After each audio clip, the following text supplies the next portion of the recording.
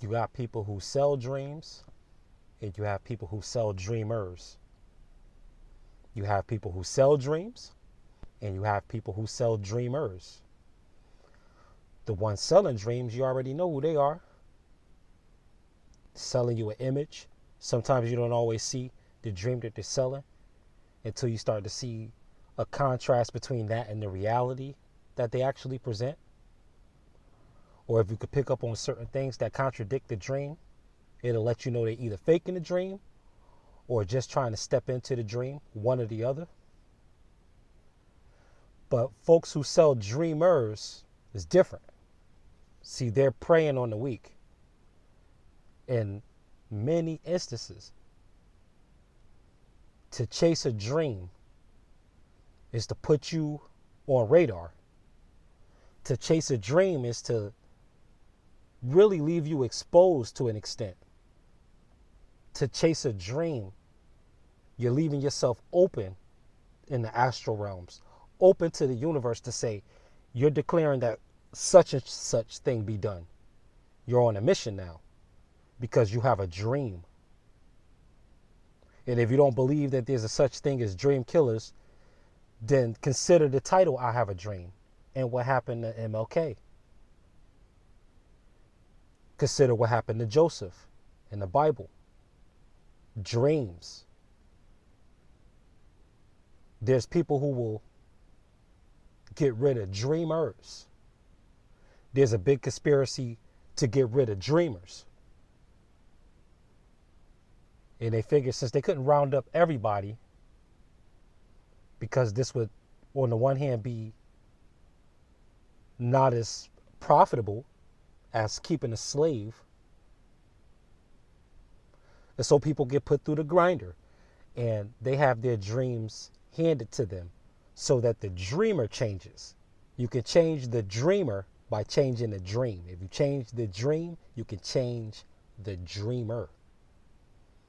So they work at dream creation, dream manipulation, dream remixing to tell you from the ages between 7 and 12, you probably wanted to be a firefighter. But between the ages of 13 and 21, you became an arsonist because somewhere along the line you was handed a different dream. Between the ages of 7 and 12, all you wanted to do was help people. But between the ages of 13 and 21, you became a thief and a manipulator. Somewhere along the line, you were handed a different dream and it changed the dreamer.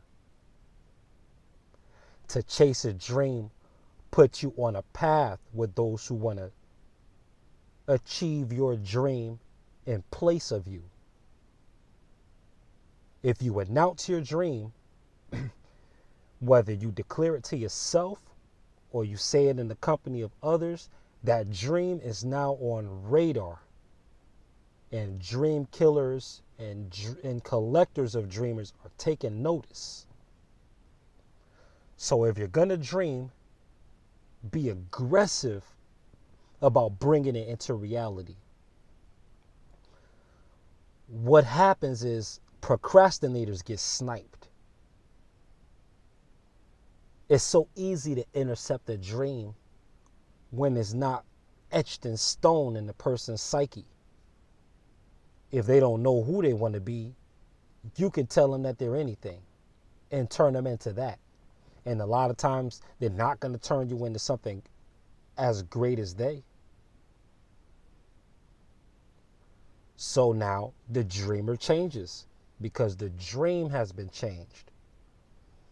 This is why we talk about things like regression and repression in the field of psychology, because it's the things that happen during regressions due to repressions, suppressions that rise to the surface, and along with unpacking a lot of those demons and skeletons in our past, you'll uncover the treasures that these skeletons were hovering around.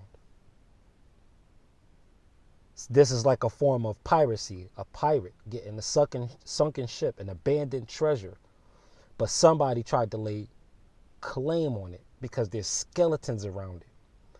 But we don't want to face our skeletons, so we can't get to the treasure that the skeletons are laying on. Our dreams end up getting intercepted because we don't want to dig through the parts of us that died, the talents and gifts that we let drop off through lack of use, the dreams that we gave up on, how we switched up, how we lost our way.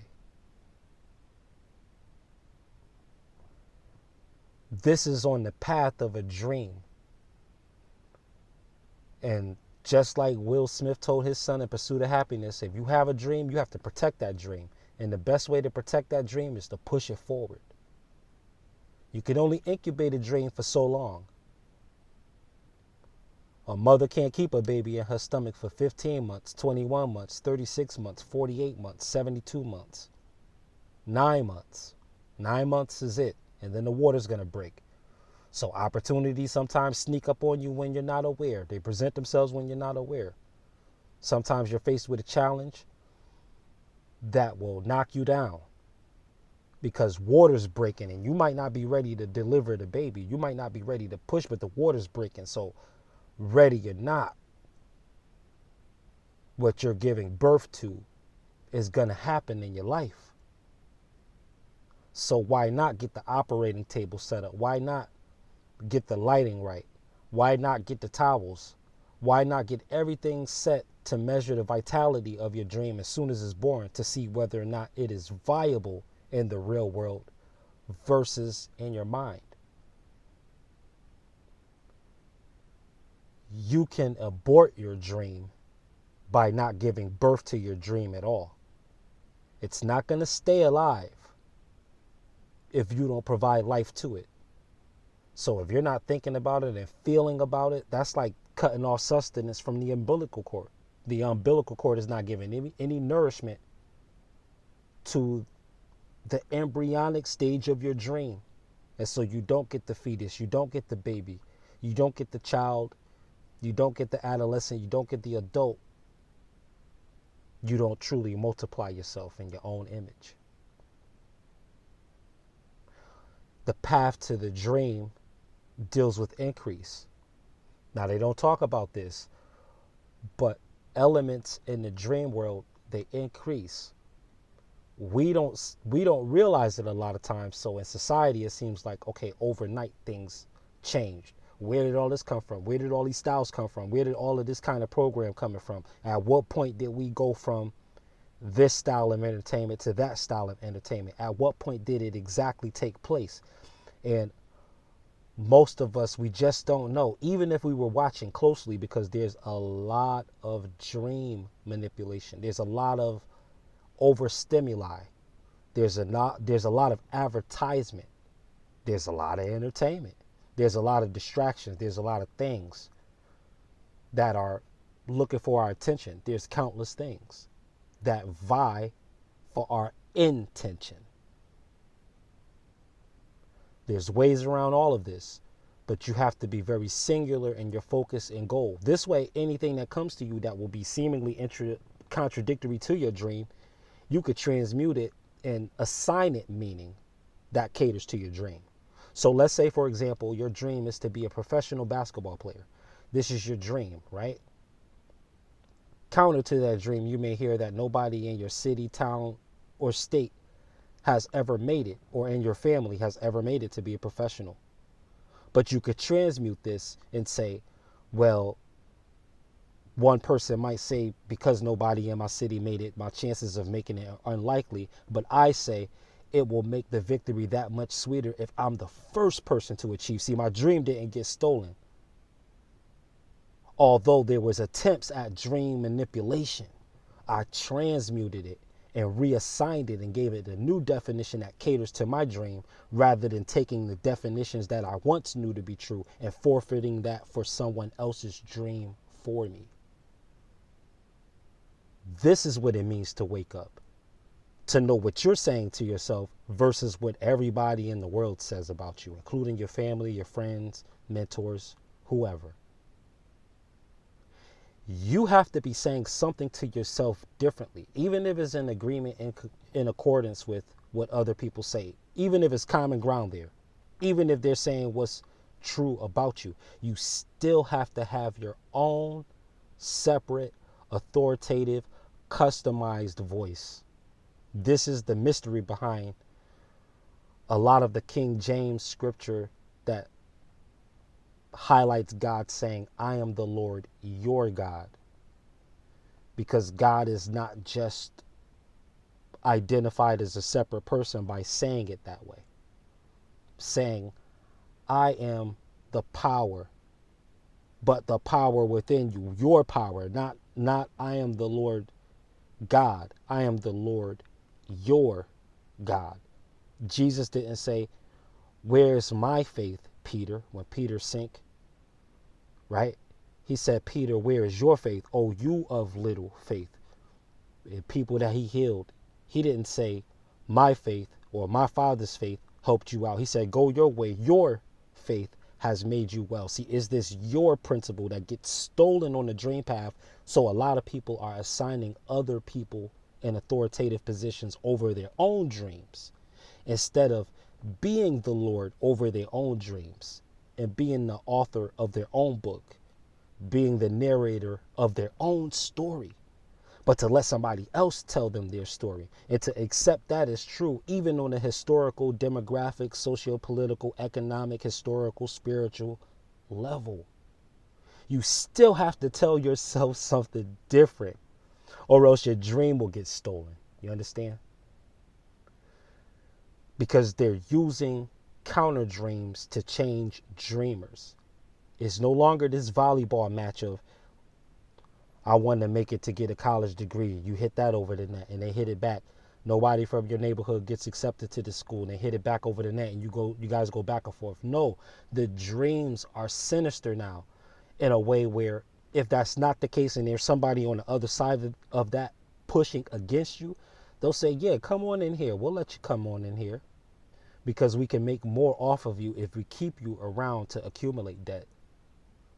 So we'll wait until you graduate before we tell you that what you've spent all your life going to school for is now been automated into a big degree obsolete. Unless you go further, it's like selling you courses.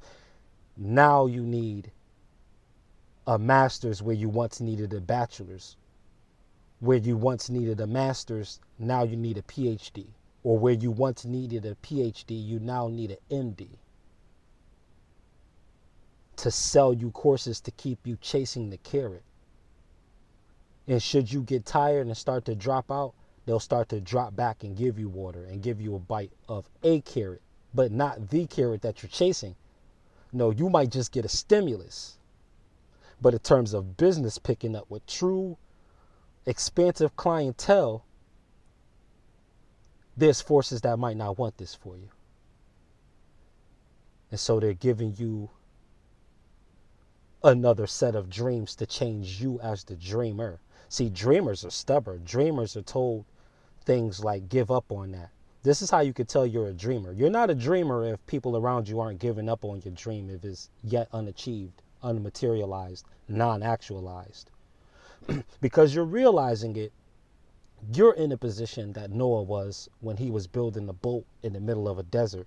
He knew the flood was coming. People around him, they didn't see a cloud in the sky.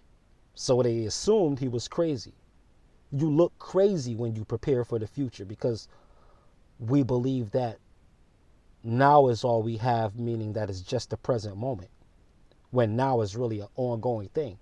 But to try to freeze frame it in what is called the present moment, no, that's ongoing too. Past, present, and future is a moving thing. If you make it a static thing, that's when you hold grudges. That's when you hold yourself in fear of the future. When you make the past, present, and future static rather than dynamic. Frozen, solidify rather than liquid and fluid. Now, this is how you move around in the dream space when you're under psychic attack of people trying to either down your idea, steal your idea, one up your idea, whatever they're trying to do to put water on your bonfire is what they're trying to do to change you as the dreamer.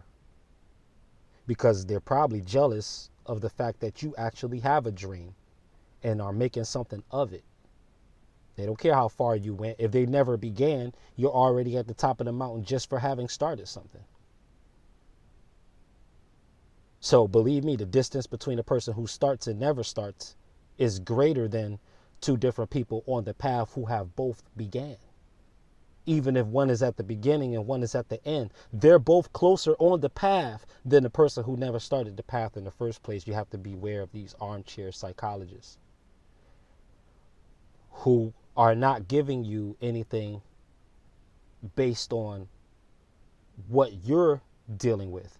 They don't make things general enough, because with too much contrast, and if you're a little too defining, you can run the risk of leaving people out. And if you want to be inclusive, all inclusive, if you want to be all inclusive,